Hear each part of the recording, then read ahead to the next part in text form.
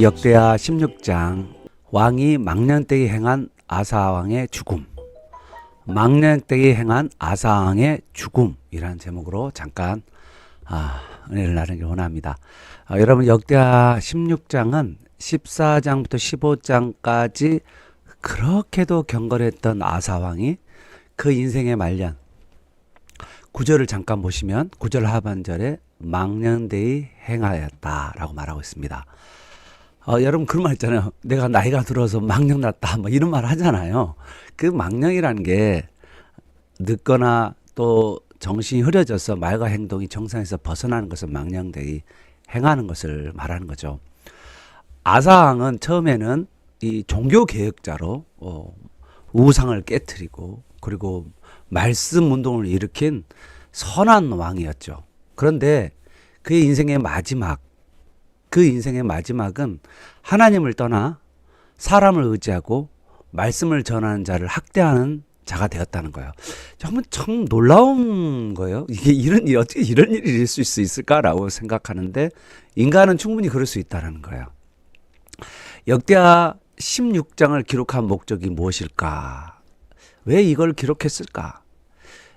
우리에게 이걸 인간의 전적인 부패와 타락 그리고 타락한 본성을 드러내면서 우리에게 아사왕보다 더 나은 왕 그리스도를 바라보기 위해서라는 거예요. 이전에 그렇게 하나님을 의존했던 그리고 의지했던 아사왕이 인생 말년에 사람을 의지하고 하나님을 떠나는 모습을 통해서 우리 자신도 예수 그리스도께서 우리를 붙들어 주시지 않고 9절 상반절 우리가 예수 그리스도를 전심으로 찾지 않는다면 나도 그럴 수 있다는 사실을 인정할 수밖에 없다는 것입니다.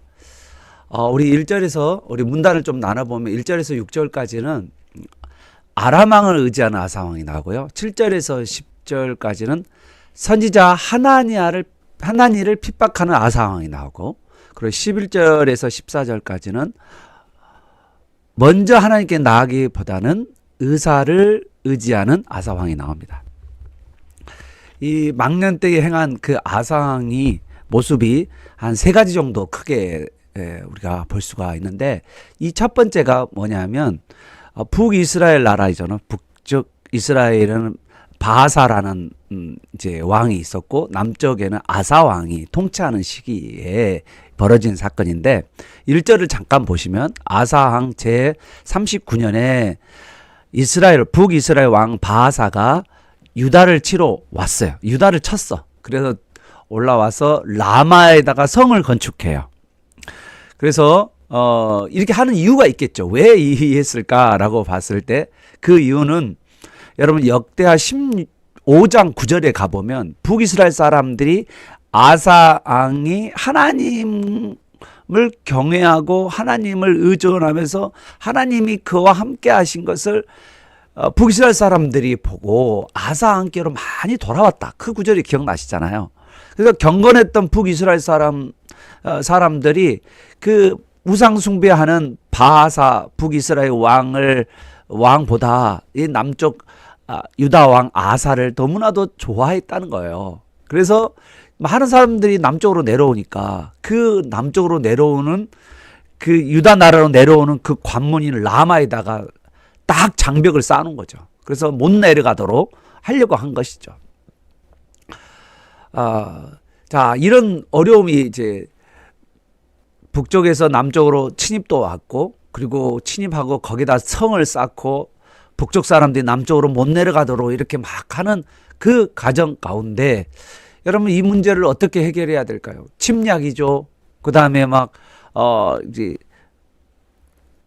경계 그러죠. 남북 간의 그 경계를 상황하게 만들고 거기에 뭔가를 구축해가는 그러한 모습을 보면서 남쪽 유다 왕 아사라면 여러분이 어떻게 해야겠냐라는 거죠.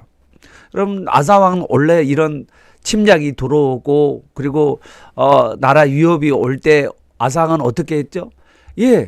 그럼 하나님께 의존하면서 하나님께 부르짖어서 하나님 앞에 기도했던 사람이 아사 왕이었잖아요. 그런데 이 남쪽 유다 왕이 지금 어떻게 하고 있습니까? 과거에 그 아주 신실한 신앙의 모습으로 이 문제를 접근하지 않고 아주 세속적인 방법을 택하고 있는 모습을 보게 돼요. 약간 이게 충격적이라는 거죠.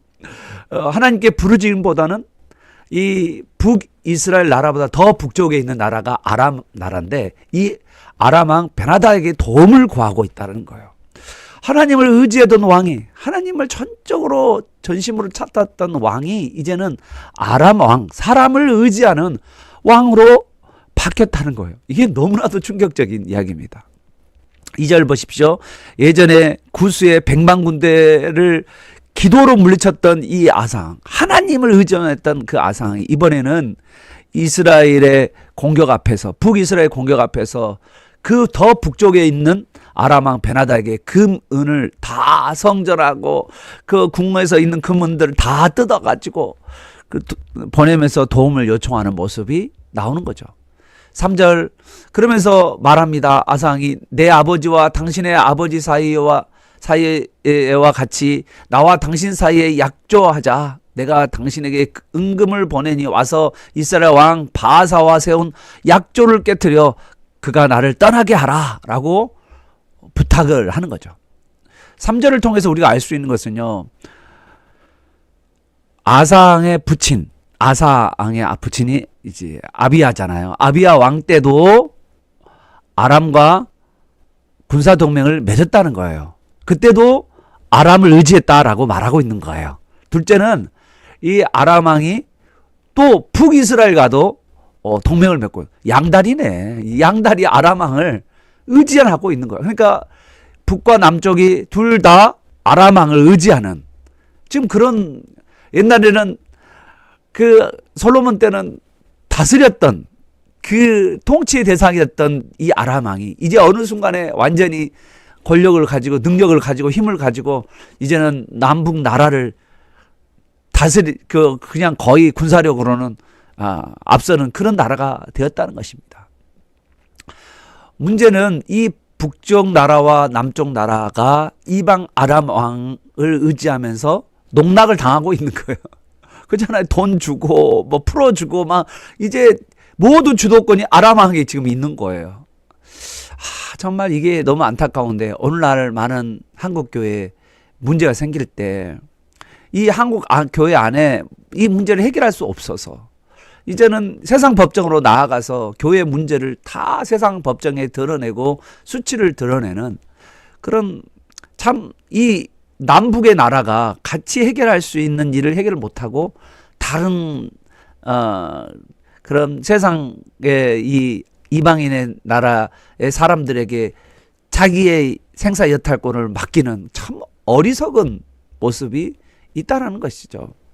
4절 보십시오. 이에 아람 왕은 북이스라엘 바하사와 약조를 깨죠. 그리고는 이스라엘 성읍을 쳤죠. 북이스라엘 성을.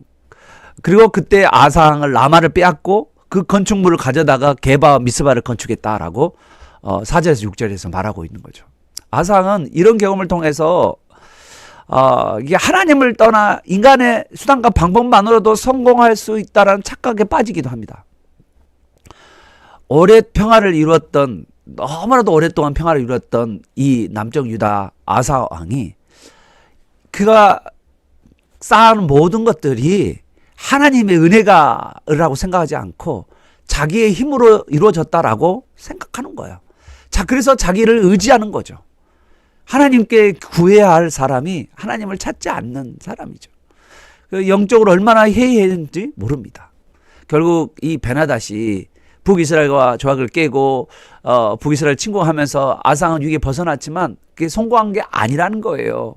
오히려 이것은요, 거룩하신 하나님의 이름과 명예를 더럽히고 모욕을 돌린다는 것을 알아야 되는데 그걸 모르는 거죠. 얼마나 하나님 마음이 안타까웠을까. 하나님 마음이 어땠을까요? 이런 모습을 보면 참 나를 구할 때 하나님께서 능력을 주시는데 그걸 믿지 아니하는, 그리고는 자기 힘을 의지하는 아상, 우리의 모습이 아닌가라는 생각이 듭니다.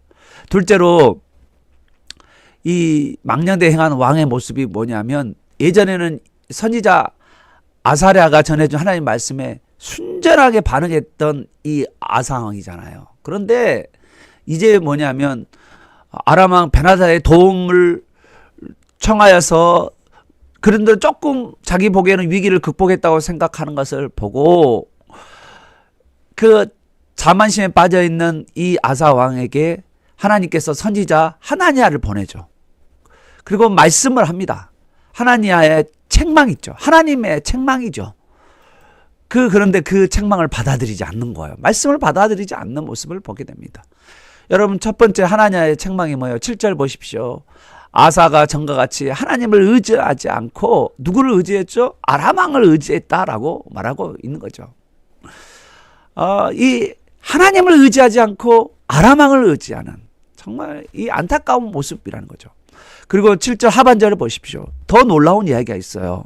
7절 하반절에 아람 왕의 군대가 왕의 손에 벗어났나이다. 이 말은 뭐냐면 하나님께서 아람 군대를 아사왕의 손에 붙이셨다는 의미예요.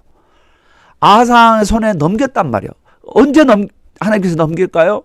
하나님께서 아사왕이 하나님을 의지하고 아람 군대를 물리치기를 원한다면 하나님께서 능히 이기게 힘을 주고 지혜를 주실 거라는 거예요. 그런데 지금 누구를 의지하는 거예요? 아람 왕을 의지하고 있으니 그 기회를 놓쳤다라고 책망하고 있는 것입니다. 이제는 어떤 거죠? 8절에도 나오잖아요. 예전에는 아사왕이 하나님을 의지함으로 하나님께서 왕의 손에 모든 적군들을 넘겼는데 그 넘겨주신 하나님, 붙여주신 하나님이었는데 지금 뭐하고 있느냐라는 거 지금 말하고 있는 것입니다. 그래서 결론이 뭐죠? 이제 하나님께서 왕에게 평화를 주지 않고 이제부터는 전쟁을 주겠다라고 경고하고 있는 말씀을 하고 있는 거죠. 그러면서 마지막 선지자 하나니아의 결론적 말을 제가 아주 좋아하는 구절 중에 하나죠. 역대하 169 운동, 169 기도 운동, 169라고 제가 말하는 역대하 169 기도라고 제가 여러 번 말했던 말씀인데 여러분 이 말씀을 꼭 기억하시길 바라요. 여호와의 눈은 온 땅을 주루 감찰하사 전심으로 자기를 향하는 자들을 위하여 능력을 베푸시나니. 아멘. 오늘 이 말씀을 쫙 붙들고 정말 하나님께 나아가기를 원했는데 이렇게 나아가지 못하는 모습을 보고 하나님은 얼마나 마음이 안타까워하겠냐는 거죠. 이렇게 이 마음이 말씀을 받아들이지 않는 완악한 이 아사 왕은 반응이 뭡니까? 10절을 보십시오. 크게 노하여서 선지자 하나니아를 옥에 가두고 그리고 백성들을 학대하는 그 모습까지 나오게 되는 거죠. 하나님 말씀에 대한 태도는요, 가장 정직하게 자신의 영혼의 상태를 말해주는 거예요. 말씀에 대한 태도가 하나님 말씀을 듣는 내 마음의 그 중심 태도, 하나님 말씀을 읽을 때 내 마음의 이 내적인 반응이 내 영적 상태예요. 하나님 말씀이 듣기 싫고 하나님의 말씀이 왠지 모르게 그냥 거북하고 그냥 남 이야기처럼 느껴지고 내 이야기처럼 아니라고 생각하는 그러한 사람은 자신의 내면 안에 지금 하나님을 향한 간절함과 하나님을 향한 의지가 없다는 거예요. 오늘 하나님께서는 너희가 나를 찾고 찾으면 나를 만나리라고 말씀하셨고 그리고 또한 하나님께서 예수님께서는 구하라 찾으라 두드리라고 분명하게 말씀하셨는데도 불구하고 우리는 그 하나님을 향한 뜨거운 열정이 부족하다는 거죠. 여러분 우리 다시 한번 우리 인생 가운데서 나는 정말 하나님을 말씀을 정말 사모하는가 그리고 나는 하나님의 말씀에 귀를 기울이고 있는가 그러한 우리 자신을 향한 질문들이 있기를 바랍니다. 세 번째는 이 망년에 행한 왕의 모습이 바로 아사왕 39년이죠. 12절입니다. 39년에 발에 심한 중병이 들었어요. 여러분 자기 몸에 심한 중병이 들었어요. 그러면 어떻게 해야 될까요? 이 심한 중병 때문에라도 하나님께로 나아가야 되잖아요. 하나님께 구해야 되잖아요. 그런데 아사왕은 의사를 의지했다라고 말하는 거죠. 여러분 이 12절의 말은 아사왕이 무슨 병으로 죽었다. 여기 발에 무슨 병으로 무슨 병이다 그거 중요한 거 아니에요. 또 아사왕이 의사를 막 의사의 치료를 받았다. 의사의 치료를 받았다라는 게 문제가 아니에요. 사실은 이 문제는 의사의 치료를 받았다는 그 문제를 가지고 지금 걸고 넘어지는 게 아니에요. 여기 이것은요, 아상의 가장 큰 문제는 먼저 하나님께 의지하지 않았다는 거예요. 먼저 하나님께 나아가지 않았다는 거예요. 먼저 하나님께 부르짖지 않았다는 게 그게 문제지, 의사의 도움을 받았다는 게 문제가 아니에요. 여러분 아프시면 하나님께 기도하시고, 여러분 또 교육자들한테 기도를 받으시고 또 병원에 가세요. 그리고 기도하시면서 하나님께 도움을 구하세요. 그게 순서죠. 그런데 지금 이제는 하나님을 찾지 않고 이제는 바로 그냥 사람을 의지하는, 병원을 의지하는 그런 모습으로 이 아상이 바뀌었다는 걸 이야기하는 거예요. 진짜 하나님께로 돌아올 기회를 줬는데, 이거 기회잖아요. 이 병 들었으니까 이거 기회 아니겠어요? 그런데 이 돌아올 기회, 얼마나 마음이 아픈가, 겸손해지겠어요. 그런데 아상은 자신에게 찾아오시는 왕을 거절하고, 그리고 그가 사람을 의지하면서 유다 역사 가운데서 처음에는 너무너무 좋다가 마지막은 이상하게 끝을 맞는 안타까운 왕으로 기록되었다는 것입니다. 참 그의 삶의 마지막이 너무나도 안타까운 모습을 보게 돼요. 아상의 통치를 통해서 우리는요, 진정한 승리가 무엇인지를 한번 물어봐요. 아상의 그의 좀 오랫동안 왕위에 있으면서 그 인생의 초기와 중기에 하나님을 의지했던 그 아상이 그의 인생의 말년에 그 마음에 하나님이 있지 않고 그 마음에 자기 눈에 좋은 부귀와 영화를 위해서 수단 방법을 가리지 않는 아상으로 변질되었다는 것이 우리에게 충격을 준다는 거죠. 여러분, 한국교회 많은 성도들이 그럼 정말 어렵다 힘들 때 하나님을 얼마나 의지했어요. 또 정말 교회 많은 분들이 그 하나님을 의지하는 가운데, 기도하는 가운데, 말씀 가운데 하나님께서 놀라운 은혜를 베풀어 주셨잖아요. 그런데 어느 순간에 그가 잘되고 잘 나갈 때 하나님을 버리고 하나님과 앞에 머무는 시간보다 세상에서 이 하는 일들, 막 분주한 일들에 마음이 빼앗겨서 살아가면서 이제는 하나님이 먼저가 아니라 눈에 보이는 부귀 영화가 먼저가 되어버리는 변질된 그러한 그리스도인들이 얼마나 많았습니까? 사랑하는 여러분, 오늘 우리가 하나님의 음성을 끝까지, 그리고 하나님을 전적으로 신뢰하면서 오늘 내 자신이 하나님께로 혹시라도 내가 하나님을 향하여 마음이 열려지지 않고 내가 내 자신이 하나님을 향하여 쫓지 않은 내 모습이 있다면 내 자신을 다시 한번 하나님 앞에 쳐서 봉정하고, 나에게 하나님 정직한 영을 주시고 거룩한 영을 주시고 깨끗한 영을 주시고 순결한 영을 허락하여 주셔서 하나님만을 전심으로 의지하는, 그리고 하나님의 말씀에 순종하는 우리의 삶을 살게 해달라고 간구하는 저와 여러분 되시기를 예수 그리스도 이름으로 축복합니다. 기도하겠습니다.